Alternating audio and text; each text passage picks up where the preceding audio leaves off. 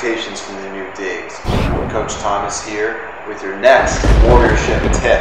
Whether you're training for martial arts or strength, it's imperative that you incorporate rotational movements into your core warm-up. So we're going to get our trunk all nice and loosened up, our lower back, and our entire lumbo-pelvic hip complex, or at least as much as possible, primed and ready for strength training or for the power necessary in martial arts practices. So here's a few examples of what I might like to do. First, I'll even get into a fighter stance. You know, you got your weaver stance going on here. You're on the ball of your foot on the back foot, and then your front foot's pretty planted. What you can do from here is on an exhale, you're simulating what's kind of like a slip, but it's really just a trunk twist.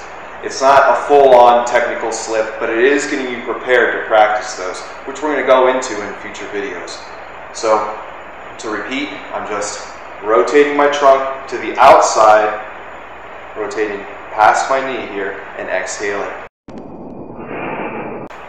You can be moving your entire spine, you move your neck a little bit too, to get everything nice and loosened up, and then you switch your stance. So on each side, maybe I'll go through 6 to 8 times.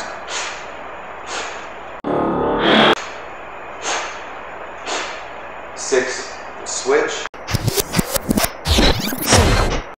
And then after that, if you want to pile on a hand strike, feel free. So you're simulating a slip, and then you can rip a hook punch out of it.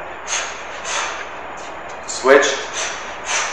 So as you can see, I'm building up that tensile strength, that elastic recoil, and then bringing it into my striking technique.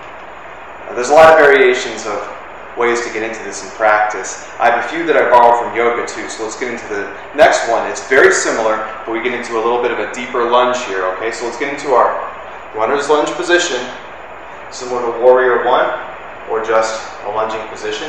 And then from here, we open up our upper body,